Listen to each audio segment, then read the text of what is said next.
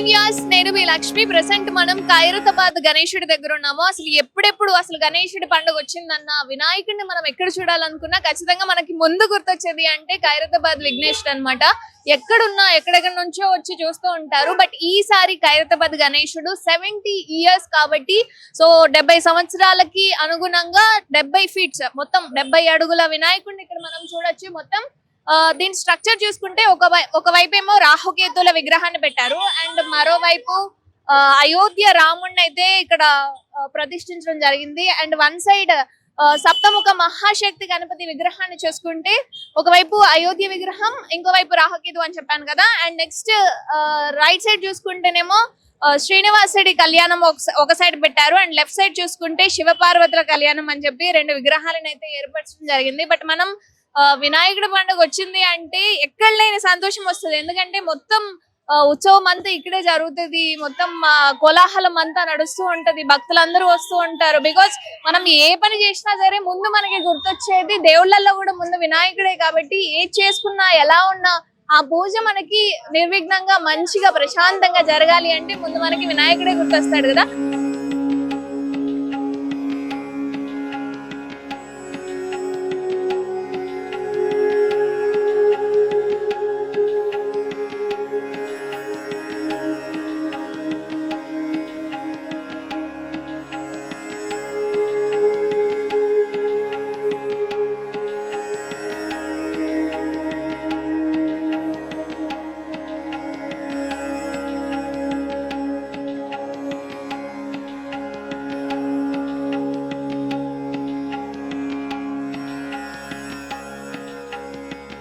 So సప్తముఖ మహాశక్తి గణపతి విగ్రహానికి అయితే మనం ఇప్పుడు వచ్చాం కదా. సో మాక్సిమం మనకి వినాయకుడు అంటే ఏ పండుగ వచ్చినా సరే హల్చల్ అవుతుంది. అండ్ స్టార్టింగ్ డే కావచ్చు, ఎండింగ్ డే కావచ్చు, మొత్తం కోలాహలంతో, రంగులతో, ఉత్సవాలతో. అసలు ఖైరతాబాద్ విఘ్నేశుడిని చూడటానికి ఎక్కడెక్కడి నుంచో మొత్తం తెలంగాణ, ఆంధ్రప్రదేశ్ కి సంబంధించే కాకుండా ఇతర రాష్ట్రాల నుంచి కూడా ఖైరతాబాద్ విఘ్నేశుడిని చూడటానికి మొత్తం అసలు ఒక్కసారి ఖైరతాబాద్ విఘ్నేశుడిది స్టార్ట్ అయిందంటే చాలు మొత్తం ఈ వే అంతా కూడా బ్లాక్ అయిపోతుంది. మొత్తం బార్లు తీస్తూ ఉంటారు భక్తులందరూ విఘ్నేశుడిని ఎప్పుడు చూడాలా అని చెప్పి. బట్ ఈసారి ఖచ్చితంగా విఘ్నేశుడిని మనం ఆల్రెడీ కవర్ చేస్తాం కాబట్టి మన ఛానల్లో వస్తూ ఉంటుంది. బట్ ఈసారి 70 అడుగుల విఘ్నేశుడిని 70 సంవత్సరాలకి అనుగుణంగా అంటే ప్రతిష్ఠించడం జరుగుతుంది. కాబట్టి ఈవెన్ వన్ సైడ్ రాహుకేతులు ప్రత్యేకంగా వస్తుంది. ఏంటి అంటే అయోధ్య రాముడు కూడా మనకి ఇక్కడ కనిపిస్తుంది. సో ఎక్కడి నుంచో మనం అయోధ్యకు వెళ్ళి చూడలేని వాళ్ళు చాలా మంది ఉంటారు. బట్ విఘ్నేశుడితో సహా ఈ రోజు మనకి అయోధ్య రాముడి ప్రతిష్ట అనేది ఇక్కడ మనకి కనిపిస్తుంది. వన్ సైడ్ నేను మీకు చూపిస్తా ఒకసారి అండి.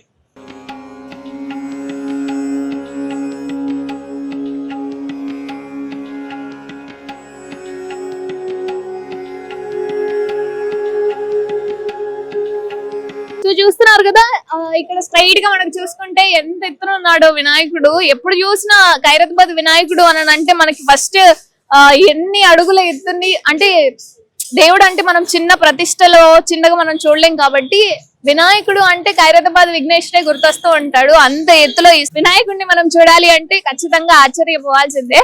బట్ వినాయకుడితో సహా ఒకవైపు రాహుకేతువులు ఉన్నారు. సో ఇక్కడ చూసుకుంటే రాహుకేతువుల ప్రతిష్ట. ఈవెన్ నెక్స్ట్ ఇట్లా టర్న్ తీసుకున్నారు అంటే అయోధ్యకు వెళ్ళలేని లేదా చూడలేని వాళ్ళు కూడా ఇక్కడ వినాయకుడితో సహా మనం అయోధ్య రాముడిని ఇక్కడ మనం చూడొచ్చు.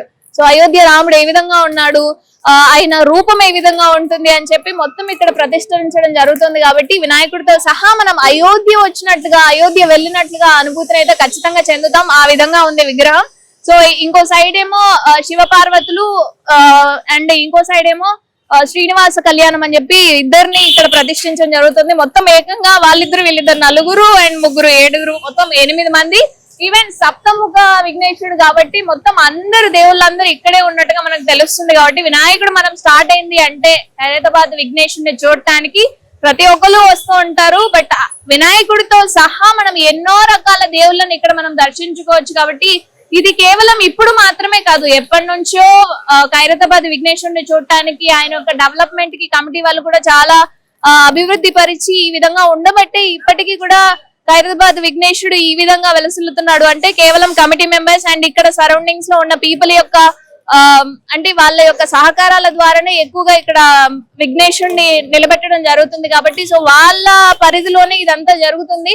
సో అంటే ఎవరి సహకారం లేకుండా ఇంతగానం జరగదు కాబట్టి మనం కమిటీ వాళ్ళతో కూడా ఒకసారి మాట్లాడదాం. ఏంటి, ఎంత టైం పడుతుంది అంటే, మనం చిన్న విగ్రహాన్ని చేయడానికి కొంత సమయం పడుతుంది, అది మాక్సిమం. బట్ ఇంత పెద్ద విగ్రహాన్ని చేయడానికి ఎన్ని రోజుల నుంచి చేస్తున్నారు, ఎంత మట్టి అవసరం అవుతుంది అనేది ఖచ్చితంగా తెలుసుకోవాలి. ఈవెన్ నా సజెషన్ ఏంటి అంటే, మట్టి విగ్రహాలను మనం ఎంకరేజ్ చేస్తే ఇంకా బాగుంటుంది. ఎందుకంటే నేచర్ నుంచి మనం చాలా నేర్చుకోవాలి కాబట్టి మట్టి విగ్రహాన్ని కొంచెం మనం ఎంకరేజ్ చేస్తే ఇంకా బాగుంటుంది. కాబట్టి ప్లీజ్ సహకరిద్దాం. బట్ ప్రస్తుతానికి అయితే ఖైరతాబాద్ విగ్రహేశ్వరుని ఎంతవరకు మట్టి అవసరమైంది, ఎన్ని రోజులు పట్టింది, ఎంతమంది కూలీలు ఉన్నారు, ఎప్పటి నుంచి చేస్తున్నారు అనేది తెలుసుకుందాం.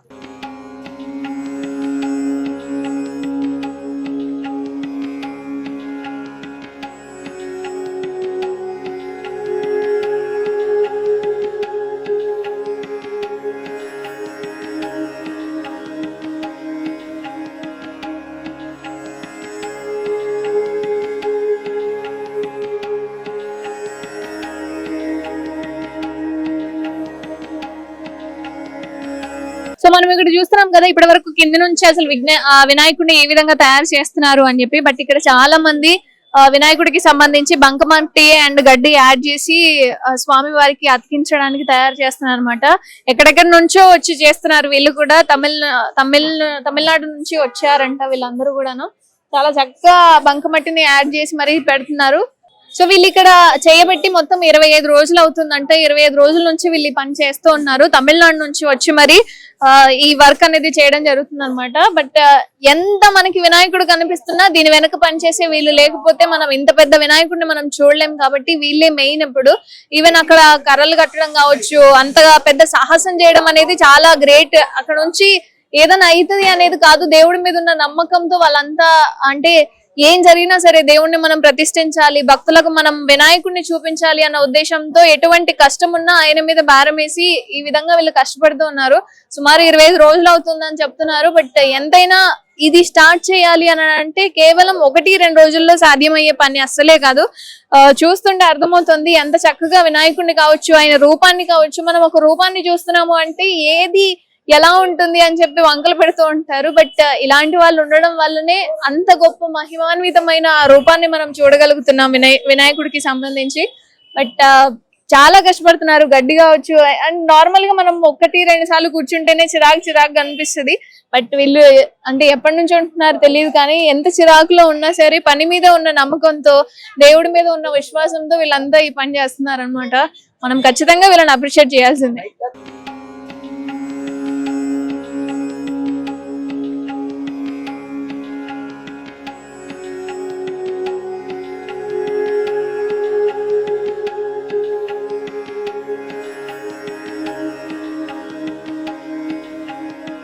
అందరికీ నమస్కారం, నేను మీ లక్ష్మి. ప్రెసెంట్ మనం ఖైరతాబాద్ విఘ్నేశ్వరుడికి సంబంధించి మొత్తం అసలు ఏ విధంగా జరుగుతుంది, పనులు ఏ విధంగా ఉన్నాయని కనుక్కున్నాం కదా. బట్ దీని వెనుక ఉండి నడిపిస్తున్న కమిటీ వాళ్ళ గురించి ఖచ్చితంగా మనం తెలుసుకోవాలి. ఈవెన్ విఘ్నేశ్వరుడికి సంబంధించి ఎన్ని రోజులు పట్టింది, దీని వెనక ఎంత మంది పనిచేస్తున్నారు అనేది ప్రస్తుతం కమిటీ చైర్మన్ రాజ్ కుమార్ గారు ప్రస్తుతం మనతో పాటు ఉన్నారు. నమస్కారం. నమస్తే అమ్మా. సార్, ఎన్ని రోజుల నుంచి స్టార్ట్ చేశారు వినాయకుడిని? మనకు ప్రతి సంవత్సరం దాదాపు 100 రోజుల సమయం ముందు మనం వినాయకుడిని స్టార్ట్ చేస్తుండే. నిర్జల ఏకాదశి అనే రోజు మనం వినాయకుడిని కర్ర పూజ చేసి పనులు ప్రారంభిస్తున్నాం. మరి ఈ సంవత్సరం మీరు చూసినట్టయితే దాదాపు 66 రోజుల ముందు మనం వినాయకుడి పనులు అనేది మొదలు పెట్టాము. మరి ఇప్పటికి సుమారు దాదాపు 100-120 మంది కళాకారులు పనిచేయడం జరుగుతుంది. మరి ఎందుకంటే 100 రోజులు చేయాల్సిన పని 60 రోజులు చేస్తున్నాం కాబట్టి డే అండ్ నైట్ వర్క్స్ అనేది చేయడం జరుగుతూ ఉందన్నమాట. ఇప్పుడు మనకి ఏంటంటే శిల్పి రాజేందర్ గారి ఆధ్వర్యంలో ఒరిస్సా సంబంధించిన జోగారావు గారు, తమిళనాడు సంబంధించిన మూర్తి గారు, అదేవిధంగా మీరు చూసినట్టయితే మన కలకత్తా, మన ఆదిలాబాద్ సంబంధించిన కళాకారులు అందరూ ఇప్పుడు వర్క్ చేయడం జరుగుతుంది అనమాట. టాస్క్ ఏంటంటే మనకు వినాయక చవితి 1 వీక్ ముందు కంప్లీట్ చేయాలనేది టాస్క్ అనమాట. వినాయక చవితి 1 వీక్ ముందు కంప్లీట్ చేయాలని టాస్క్ అనమాట. సో ఈ గణేశోత్సవ కమిటీ అధ్యక్షులు దానం నాగేందర్ గారు, వారి అధ్యక్షతన, అదేవిధంగా సెంట్రల్ మినిస్టర్ కిషన్ రెడ్డి గారు, దాంతో పాటు ఖైరతాబాద్ మాజీ ఎమ్మెల్యే చింతల రామచంద్ర రెడ్డి గారు, ఖైరతాబాద్ కార్పొరేటర్ విజయారెడ్డి గారు, మరి విష్ణువర్ధన్ రెడ్డి గారు, మళ్ళీ ఖైరతాబాద్ ఎక్స్ కార్పొరేటర్ కృష్ణ యాదవ్ గారు, బస్తీ పెద్దలు అందరి సమక్షంలో ఈసారి మరింత ఘనంగా ఈ ఉత్సవాలు అనేది జరపబోతా ఉన్నాం అన్నమాట. సార్ నాకు ఒక డౌట్ ఏంటంటే వినాయకుడికి సంబంధించి పక్కన రాహుకేతుల్ని పెట్టారు, అయోధ్య విగ్రహాన్ని పెట్టారు. ఎందుకు ఈ విధంగా ఈసారి డెకరేషన్ అనేది చేశారు? చూడండి, ఈ సంవత్సరం 1954 లో స్టార్ట్ చేసిన ఈ వినాయకుడు ఈ సంవత్సరానికి 70 సంవత్సరాలు కంప్లీట్ చేయడం జరుగుతుంది అనమాట. 70 సంవత్సరాలు 70 అడుగుల కాన్సెప్ట్ తో ఈ విగ్రహ రూప చేయడం జరుగుతుంది అనమాట. మరి రాహుకేతు విషయానికి వస్తుంటే బాలరాముడు ఏంటంటే నా ఆలోచన అనమాట. ఎందుకంటే ఎవరైతే అయోధ్య వెళ్ళి చూడలేరో వాళ్ళని అక్కడ భగవంతుని అక్కడ ఏ రూపంలో ఉంటారో అదే రూపంలో బాలరాముని ఇక్కడ ఏర్పాటు చేయడం జరుగుతుంది అన్నమాట. రాహుకేతు అనేది పండితుడు బిడ్డ శర్మ గారు చెప్పిన ప్రకారము శిల్పి రాజేందర్ గారికి ఆయన క్లోజ్ అనమాట. ఆయన ఏమన్నా ఈ విగ్రహాలు పూజించడం వల్ల ప్రజలకు మంచి జరుగుతుందనే ఉద్దేశంతో ప్రతి సంవత్సరం ఆయన ఒక కాన్సెప్ట్ తీసుకుంటారు. ఒక సైడ్ చూసినట్టే శ్రీనివాస కళ్యాణము, మరొక సైడ్ మీరు చూసినట్టయితే శివపార్వతుల కళ్యాణం ఏర్పాటు చేస్తా ఉన్నాము. రాహుకేతువుడు అదేవిధంగా మీరు ఇక్కడ చూసినట్టయితే రాముని బాలరాముని రూపంలో దాదాపు శ్రీ మహావిష్ణు దశావతారము, కింద గరుగ్మంతుడు హనుమంతుడు, మన బాలరాముని పైన మా లక్ష్మి అమ్మవారు ఉండడం చేద్దాం. పక్కకు రాహుకేతు శ్రీనివాస కళ్యాణంలో బ్రహ్మదేవుడు మహాశివుడు ఉంటాడు అనమాట. మరి శివుని పార్వతి కళ్యాణం బ్రహ్మదేవుడు, అట్లా కాన్సెప్ట్ తీసుకున్నాం అనమాట. సో మొత్తానికి శ్రీనివాస కళ్యాణము, శివపార్వతి కళ్యాణము, బాలరాముడు, రాహుకేతువు ఈ విగ్రహంలో పెట్టడం జరుగుతా ఉందన్న. ఎంత ఖర్చు అవుతుంది సార్ మొత్తం? అంటే మనం చిన్నగా ఒక 5-6 అడుగులు పెట్టుకుంటేనే మనకి చాలా ఖర్చు అవుతుంది ఆ ఏరియాకి సంబంధించి. బట్ మొత్తం 70 అడుగుల విగ్రహాన్ని మీరు ఇక్కడ ప్రతిష్ఠిస్తున్నారు. ఈవెన్ ప్రతి సంవత్సరం 70 సంవత్సరాలుగా మీరు చేయడం జరుగుతుంది. బట్ దీని మొత్తానికి సుమారుగా ఎంత ఖర్చు అవుతుంది అంటే మన ఎస్టిమేషన్ అయితే చెప్పలేము, కానీ ఖచ్చితంగా 80-90 లక్షల పైన ఖర్చు అవుతుందండి. దీనిలో ఇక్కడ ఉన్న వర్కర్లు మీరు చూసిన ఆర్టిస్టులకే సుమారు 60-70 లక్షల రూపాయలు మేము పేమెంట్ చేయడం జరుగుతుంది. స్టీల్ వచ్చి 12 లక్షల రూపాయలు స్టీల్ అవుతుంది. వరి గడ్డి, వరి పొట్టు, నార, మరి మీరు చూసినట్టయితే మట్టి, రాజస్థాన్ క్లే మట్టి మాత్రం ఉచితంగా మెగా ఇంజనీర్స్ వాళ్ళు ఇస్తారనమాట. ఇక్కడ మళ్ళీ భోజనాది కార్యక్రమాలు రౌండ్ ది క్లాక్ దాదాపు 5 నెలలు భోజనాలు ఏర్పాటు చేస్తాము. సెక్యూరిటీ సిబ్బంది కావచ్చు, అన్ని రకాలుగా చూస్తే మీకు 90 లక్షల పైన ఖర్చు వచ్చే అవకాశం ఉందన్నమాట. దానిలో హ్యాండ్ లోన్ కింద మేము సుమారు 70-75 లక్షల రూపాయలు తీసుకొస్తాము. మళ్ళీ 15-20 లక్షల హ్యాండ్ లోన్ అంటే ఇక్కడ వచ్చి భక్తులు ఇవ్వడం జరుగుతుంది. మిగతా హుండీ ఒక అడ్వర్టైజ్మెంట్ వేస్తామన్నమాట, వాళ్ళు ఒక 20 లక్షల పైన ఇస్తారు. మరి ఇక్కడ వచ్చి హుండీ ఏదైతే పడుతుందో దానివల్ల ఇంత పెద్ద ఘనంగా ఉత్సవాలని జరుగుతాం. దీని తప్ప మేము ఎటువంటి మా ఎమ్మెల్యే గారు, అదేవిధంగా రవిచంద్ర గారు పార్లమెంట్ సభ్యులు ఉంటారు వాళ్ళు, మరి ఇక్కడ వచ్చి వారు, మరి తప్ప ఇంకా వేరే సినిమా యాక్టర్ దగ్గర ఇక్కడ వచ్చి భక్తుల వల్ల ఇంత పెద్ద ఉత్సవాలు అనేది ఇన్ని సంవత్సరాల నుంచి మంచి బాగా జరగడం జరుగుతుంది అనమాట. సార్ నేను విన్నది ఏంటంటే నార్మల్ గా ఖైరతాబాద్ విఘ్నేశ్వరుడికి సంబంధించి కమిటీలో కొన్ని గొడవలు ఉన్నాయి అని చెప్పి విన్నాను సార్. అవి సద్దుమణిగాయా లేదా ఇంకా పెరిగే ఛాన్సెస్ ఏమైనా ఉన్నాయా? ఏంటి అసలు ఆ గొడవలు ఏంటి? 1954లో శంకరయ్య గారు మా పెద్దనాన్న గారు స్టార్ట్ చేశారు. ఆయన 1994లో స్వర్గస్థులు అయ్యారు. ఆయన తర్వాత మా నాన్నగారు సుదర్శన్ గారు ఆయన 2022 అక్టోబర్ వినాయక చవితి అయిన తర్వాత 15 రోజులకు స్వర్గస్థులు అయ్యారు. సో ఈ వ్యవస్థ ఏంటంటే 1954 అందరినీ కోఆర్డినేటర్ చేసి మా కుటుంబం చేస్తుంది. ఇప్పుడు కొంతమంది ఏంటంటే వాళ్ళు కూడా దీన్ని పార్టిసిపేట్ చేయాలని అన్నారు. ఆ విషయంలో చిన్న వాళ్ళు ఏంటంటే దీనిలో కోట్ల రూపాయలు వస్తాయి అనేది వాళ్ళ ఆలోచన. మేము డబ్బుల కోసం చేయట్లేదు, మేము దేవుని కోసం చేస్తున్నాం అనేది మా ఆలోచన అనమాట. సో కాబట్టి ఈ సంవత్సరం ఏంటంటే ట్రాన్స్పరెన్సీ కావాలన్నారు. అంటే ఇప్పుడు ఎవరికి లేని అకౌంట్ కొంతమందికి అవసరం పడ్డది అనమాట. ఇంకోటి ఏంటంటే వాళ్ళకి ఏ మైండ్లో రూపం ఉంటే మన పబ్లిక్ అదే రూపంగా ఆలోచిస్తారు.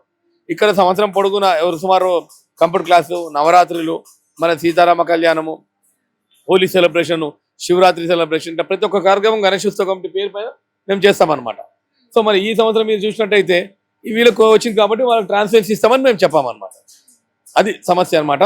మొత్తానికి ఇష్యూ అనేది సమస్య సాల్వ్ అవుతుంది. ఎట్లయినా మేము అందరికీ ట్రాన్స్పరెన్సీ చూపిస్తాము. ఈ సంవత్సరం తర్వాత అన్ని సమస్యలు సాల్వ్ అయిపోతుంది. ఆ భగవంతుడు ఇంతకుముందు ఏ విధంగా చేసాం అదే విధంగా ఘనంగా మేము చెప్తాం ఉత్సవాలు అయితే. భక్తులకు ఎలాంటి ఇబ్బందులు లేకుండా ఈసారి ఎటువంటి వాళ్ళకి సంబంధించి ఎటువంటి యూజెస్ అనేవి తీసుకున్నారు సార్? చూడండి, భక్తులకు ప్రభుత్వ పరంగా అన్ని రకాలు ఏర్పాటు చేస్తారు.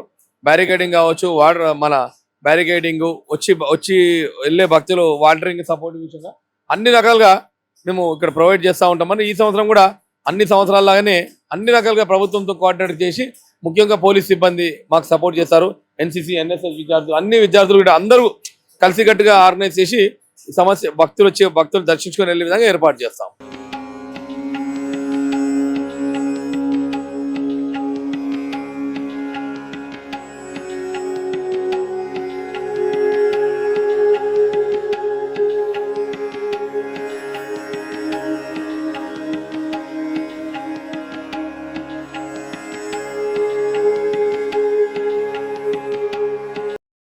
ఇప్పటి వరకు ఖైరతాబాద్ విఘ్నేశుడు ఏ విధంగా ఉన్నాడు, ఈ ఇయర్ కి సంబంధించి ఎలా ఉన్నాడు అని చూసుకున్నాం. కానీ ఇప్పటి వరకు ఖైరతాబాద్ విఘ్నేశుడు ఏ విధంగా ఉన్నాడు అన్నది మనకి ఇప్పటి వరకు తెలియదు కాబట్టి, సో ఇప్పుడు ఫ్రమ్ 1954 నుంచి ఖైరతాబాద్ విఘ్నేశుడు ఏ విధంగా ఉన్నాడు అని చెప్పి ఇక్కడ ఒక గ్యాలరీ అయితే ఏర్పాటు చేశారనమాట. మొత్తం 94, 95, 96 అప్ టు టిల్ ఈ ఇయర్ ఏ విధంగా ఉంటుంది అని చెప్పి మొత్తం ఫ్రేమ్స్ అన్ని ఇక్కడ ఏర్పాటు చేయడం జరిగింది. రకరకాలుగా ఒక్కొక్క ఫ్రేమ్ లో ఒక్కొక్క విధంగా ఉన్నాడు విఘ్నేశుడు అయితే. బట్ చాలా అందంగా ఉన్నాడు. బట్ 1954 మాత్రం చిన్నగా ఉంది. చిన్న చిన్నగా పెరుగుతూ వచ్చిన విఘ్నేశుడు ఈ సంవత్సరం మొత్తానికి 70 అడుగుల ఎత్తులో ఉన్నాడు విఘ్నేశుడు ఈసారికి మాత్రం. బట్ విఘ్నేశుడిని చూస్తుంటే ఇంత ఎత్తులో ప్రతిమని మనం చూడటానికి అసలు 2 కళ్ళు చాలవు, అంత చక్కగా ఉన్నాడు. బట్ గొప్ప విషయం ఏంటి అంటే మట్టితో చేసిన వినాయకుడు ఇంత ఎత్తులో మన అందరికీ కనిపించడం, ప్రకృతికి విరుద్ధంగా లేకుండా ఉండడం చాలా గొప్ప విషయం అనే నా అభిప్రాయం అనమాట. చూడండి 1954 ఎంత చిన్నగా ఉన్నాడో విఘ్నేశుడు. ఉండగా మనం నార్మల్ గా వీధులలో ఏ విధంగా పెట్టుకుంటామో అదే విధంగా కనిపిస్తున్నాడు ఇక్కడ ఖైరతాబాద్ విఘ్నేశుడు. బట్ చూడగా పెద్దగా అవుతున్న విఘ్నేశుడిని ఇప్పుడు మనం చూస్తూ ఉన్నాం ఏ విధంగా ఉన్నాడు అని చెప్పి. చిన్నగా పెంచుతూ వెళ్ళిపోయారు. సో చాలా రూపాల్లో ఉన్నాడు. 96, 97 కొంచెం సేమ్ ఉన్నాయి. బట్ 98 మాక్సిమం చాలా పొడుగ్గా ఉన్నారు. కానీ పక్కన ఉన్న ప్రతిమలు చాలా చేంజెస్ లో ఉన్నాయి. సప్తముఖ ఈసారి పెట్టారు కాబట్టి సప్తముఖ అనేది 2000 లో కూడా ఉంది. ఇది సప్తముఖ కాదనుకుంటాను. బట్ ఫ్రేమ్స్ మాత్రం విఘ్నేశుడికి చాలా చక్కగా అంటే అలంకరించడం జరిగింది అనమాట. చాలా చక్కగా ఉన్నారు. ఇంత ఎత్తులో మనం చూడడం అనేది చాలా గొప్ప విషయం.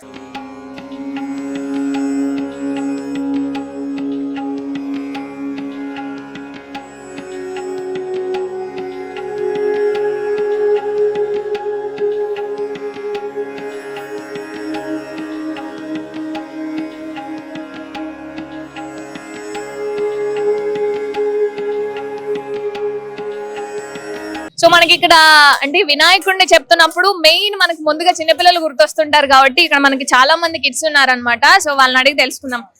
ఎప్పటి నుంచి చూస్తున్నాను అన్న వినాయకుడిని?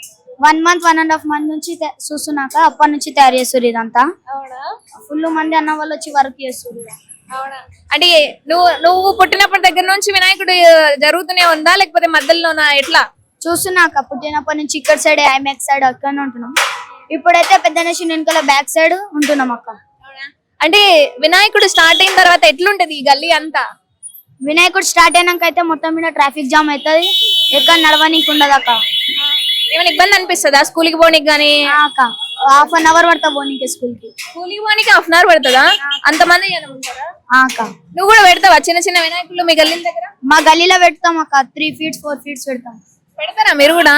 అంటే మట్టి విగ్రహం పెడతారా ప్లాస్టర్ ఆఫ్ ప్యారిస్ అంటే ప్లాస్టిక్ కొనుక్కొచ్చి పెడతారా? మట్టివే పెడతారా? మీరేమైనా వేసుకుంటారా చిన్న విగ్రహాలు మట్టి వేస్తారు కదా? చేస్తాం అక్క. వీడికి అంకుల్ వాళ్ళ కడిగి మిలుగుతే తీసుకుపోయి చేస్తాం. ఇక్కడ మట్టి తీసుకొని వెళ్తారా? అంటే అంటే మట్టి చేయాలంటావా? ప్లాస్టర్ ఆఫ్ ప్యారిస్ ప్లాస్టిక్ కదా బయట, అవి కొనుక్కరమ్మని చెప్తావా? ఏమని చెప్తావు మా వాళ్ళకి? ఇక్కడే మట్టివే చేయాలనుకుంటున్నాం అక్క. వాళ్ళకు కూడా చెప్పు ఎట్లా చేస్తే మంచిదని. మట్టితో చేస్తే మంచిదని అనుకుంటున్నా కాదు, అదే ఏమని చెప్పు అన్న. మట్టితో చేయండి, అదే నేచర్ కి మంచిదని. అన్న మట్టితో చేయండి మంచిగా ఉంటాడు గణేశుడు బిట. ఏం పేరు నాన్న పేరు? సాయి చైతన్. ఓకే, ఏం చెప్పాలనుకుంటున్నా మా వాళ్ళకి? ఇది మట్టితో గణేశుడు చేయండి, ప్లాస్టిక్ తో చేయకండి. ఎందుకంటే మన సిటీకి మంచిగా ఉండదు ప్లాస్టిక్. సూపర్ నాన్న, సూపర్, థ్యాంక్ యూ.